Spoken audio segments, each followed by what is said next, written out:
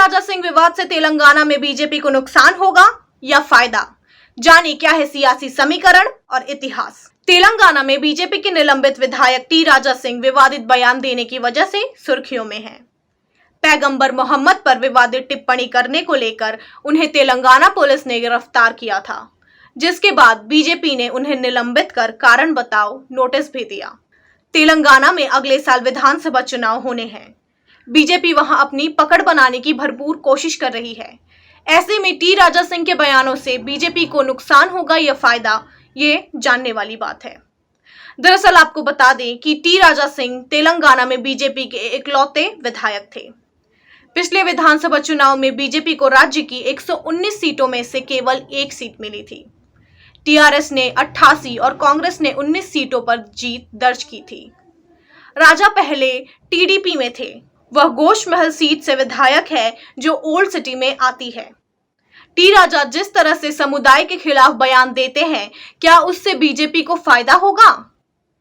उनके बयान से धर्म के आधार पर ध्रुवीकरण हो सकता है।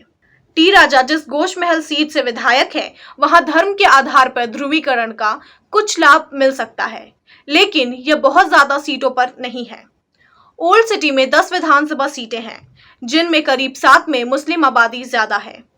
हैदराबाद की 21 सीटों में से 15 मुस्लिम बहुल है।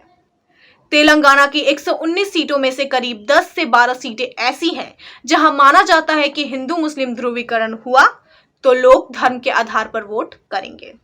ध्रुवीकरण की स्थिति में हो सकता है कि इन सीटों पर बीजेपी को कुछ फायदा मिले। तेलंगाना की राजनीति को करीब से समझने वालों का मानना है कि तेलंगाना में धर्म के आधार पर कम और जाति के आधार पर ज्यादा वोट पड़ता है। जाति के आधार पर वोटिंग होने से हिंदू मुस्लिम के नाम पर ध्रुवीकरण होना मुश्किल है।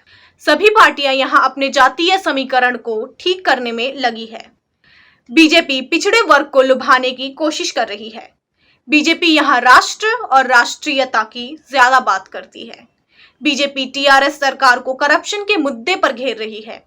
बीजेपी नेता हर भाषण में सीधे मुख्यमंत्री के चंद्रशेखर राव पर अटैक करते हैं। उनकी सरकार को बाप बेटी की सरकार बताते हैं। बीजेपी भ्रष्टाचार को मुख्य मुद्दा बना रही है। हाल ही में हैदराबाद में हुई बीजेपी की राष्ट्रीय कार्यकारिणी में तेलंगाना की स्थिति पर भी एक वक्तव्य पेश किया गया। इसमें कहा गया कि केंद्र सरकार से जो पैसे दिए गए उनका भी टीआरएस सरकार ने दुरुपयोग किया। केंद्र से मिली सहायता को लोगों तक पहुंचाने में सरकार ने कोई दिलचस्पी नहीं दिखाई।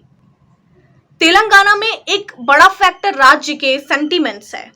लंबी लड़ाई के बाद तेलंगाना अलग राज्य बना। मौजूदा सत्ताधारी पार्टी टीआरएस अलग तेलंगाना राज्य आंदोलन से निकली पार्टी है, जिसका उसे राजनीति में फायदा मिलता रहा है।